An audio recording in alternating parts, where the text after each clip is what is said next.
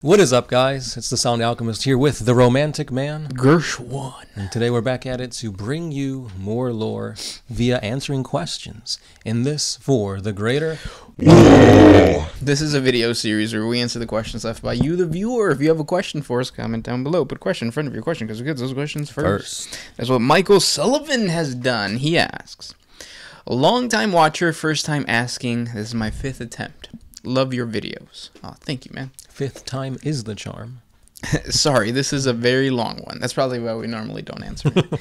I don't like to read. I believe that Slaanesh was at her most powerful at her birth, what with just consuming countless Eldar souls and the acts that empowered her being at its peak at the time, and by a race that registered so strongly in the warp that the Eldar as their strong psychers and feeling emotions so greatly... Yes.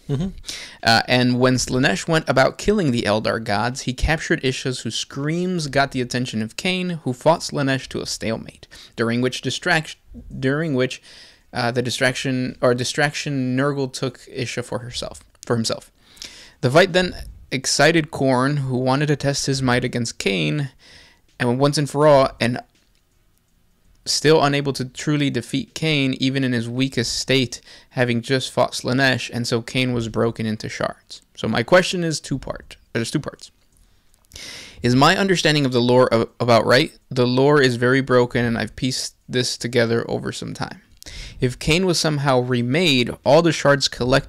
Well, let's answer that first. Yeah. So is the understanding correct? Kind of. Yeah, everything's kind of hearsay when it comes to like god lore and stuff like that, because it's never really concrete, like this is what happened, this is, there's no ifs, ands, or buts about it. But yeah, you are right about the creation of Slaanesh.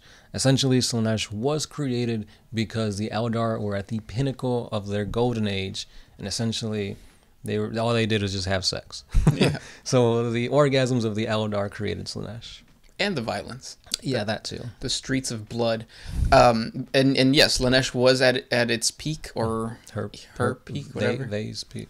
And when she went about killing the other gods, there was a fight between Khaine, but I don't think it was to save Isha, like you said. No, right? Yeah, because, Isha and Khaine never were, like, buddy-buddy.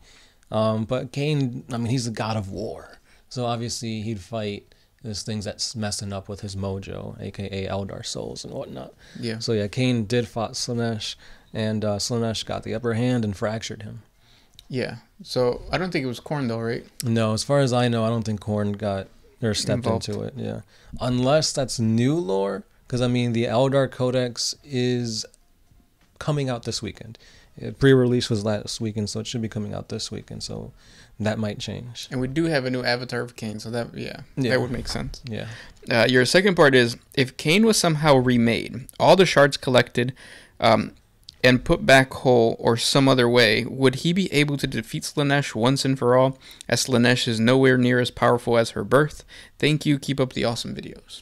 That's a good question. Mm-hmm. And again, no, just because gods usually tend not to die. Yeah. Think of it kind of like the mythology with Zeus's dad. What's his name? Cronus. Yeah, consuming all of the gods, and then Zeus basically just punched him or whatever, and then regurgitated all of the children. I feel like that's what would happen with Slaanesh. Like, Slaanesh would regurgitate the other gods. Surian and all of them. Because you don't really, kill gods in 40K. Right. It's never happened. Yeah. And the whole thing with, the fractions of Khaine coming back and him becoming as strong or stronger than he was before, I don't know about that, because gods usually take their power from their followers, which is the Eldar, and look where the Eldar are right now. They are a dying race. Yep. So if Khaine for some reason or another became fully whole again, yeah, he'd be stronger, but I don't think he'd be strong enough to take out a god of chaos, considering how strong chaos is in the lore currently. Right. Yeah, because Khaine would be fed by the Eldar that exist. Slaanesh would be fed by every single pleasure planet, every single pleasurable thing that goes on. Right. Not just pleasure, but perfection, hedonistic acts, that kind of thing. Yeah, all that kind of cool stuff that we don't watch. Yeah. We didn't just finish watching anything like that. No. Whips and chains don't excite us. Tell that to Rihanna. But, so that is an interesting theory. We'll just have to wait till the codex drops to see if we get any inklings into that lore. And also, like, there's a whole section of Eldar that, like, gets left out. That's the Exodites. Yeah. What do they have to do with, like, the gods and stuff like that? Because they essentially renounced everything Eldar related and essentially became, like, Amish. Yep. Riding dinosaurs and whatnot, so... Yeah, but still do the whole webway thing. Still do spirit stones. They name everything differently, but still there. Yeah, they're so psychically powerful. Yeah. So, good question, but I mean, there's too many unknowns right now. Yeah. The next question comes from Adeptus Astartes. Have you seen the new TV show Reacher? The lead actor on that show would take the perfect Gilliman, or would make the perfect Gilliman. I don't know who that. I've never watched that. I'm trying to think. I've never seen it. Reacher or Breacher? I think he said Reacher. Yeah, I've never even heard of that. You pulling it up? Oh yeah. Yeah, he would be a good Gilliman. He looks like him. He looks like a good Rogal Dorn too. Yeah. But it's like, does he have the charisma, the musculature, the size? No. I mean, that's CGI stuff. So yeah, he can make it work. He can make it work. And I feel like Gilliman has always been portrayed. Well, no, I guess that's more sanguineous and Fulgrim. But I thought like a better looking dude. But no, not really. I don't know why. Whenever I think Gilliman, I think of Russell Crowe. Like he's the guy from Gladiator. Yeah, like if he was just like blonde or whatever. Yeah. I mean, that's an interesting take because I feel like everybody is just like crazy goo goo gaga over Henry Cavill right now. Did you hear he took like a tour to like Warhammer World or whatever? Yeah, I refused to watch that video. Yeah, it's all a publicity stunt, guys. And then recently they're getting like Tom Holland and Andy Serkis into it too. Who's Andy Serkis? The guy who played Gollum. Oh, really? Mm-hmm. That's awesome. Yeah. See, that's a good representative. He was also was the Claw from Toy Story. Yeah, from Toy Story. No, in Marvel, in Black Panther, he was the dude who had the claw. Oh yeah. He's cool. I like him. Yeah, I think he's involved with the new Chaos Gate video game. Oh, really? Which pits the Grey Knights against Nurgle. That's awesome. Next question comes from Justice777. What do you think the warp smells like? Probably like Well, it depends because there's different areas of the warp. I feel like if you ever are in Chicago, visit the Field Museum. That's what the warp smells like. Just like culture. Yeah. Unless you go to like Slaanesh's like palace. Then it probably smells like cocoa butter. No, what is it? Cocoa no, bum cream. I forget what they use. Women. Bum cream? Yeah, something like that. we'll go with that. Yeah. It smells like coconut. What would you say it smells like? Bleach? Yeah, because you got to clean up after yourself. So yeah, a lot of bleach. Nurgle, swamp ass. Swamp ass. Yeah. Or like any gym machine after somebody's finished using it. It's still wet. Yeah. Corn, probably brimstone. Yeah, fire. Yeah. Like a good scotch. Zeech. Palace of Sorcerers. What would that smell like? I feel like a lavender, maybe a little bit of rosemary. I think lavender smells like old lady farts. I mean, I feel like a lot of old people do use lavender, so yeah, it just resonates within their body. Their toxins get absorbed. Ooh, good question though.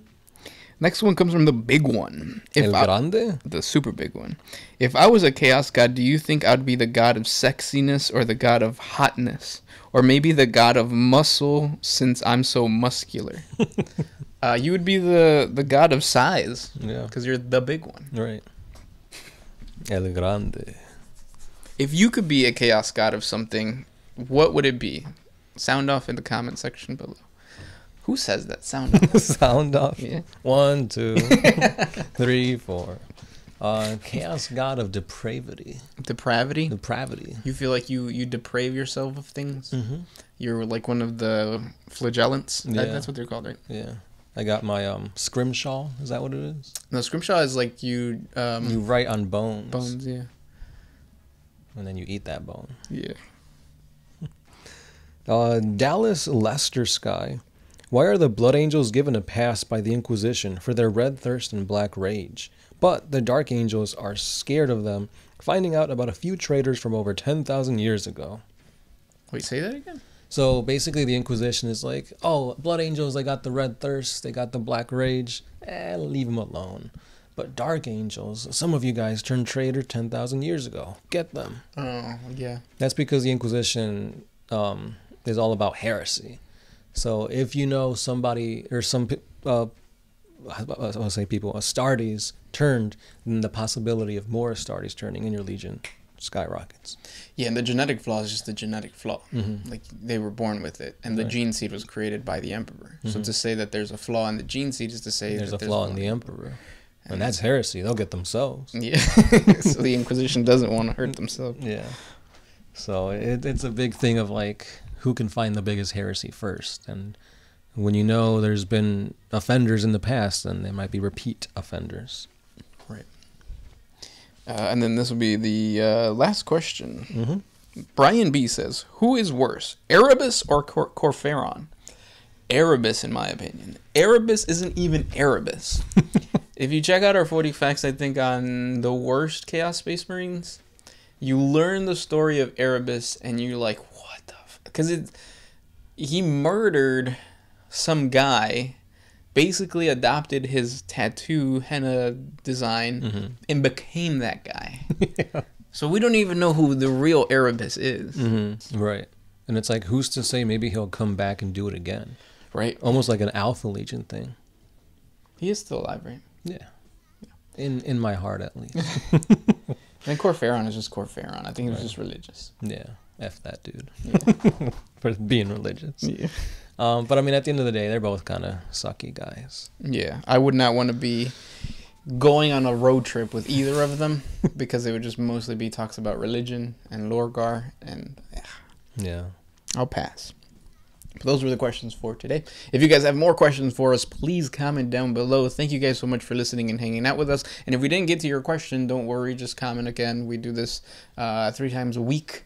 And then make sure to hit the thumbs up button on your comment so that it gets pushed up to the top. Not that we read from the top, but like, Yeah. yeah. The chances go up significantly. Yeah. Also, make sure to put question before your question because we get those questions first. Right. Some of you guys don't do that, even though that's like one of the first things we say. Yeah. So, But it's okay. If you guys just skip over that. yeah. It's just mumbo jumbo at this point. This was Gershwan. The Sound Alchemist, and we are out.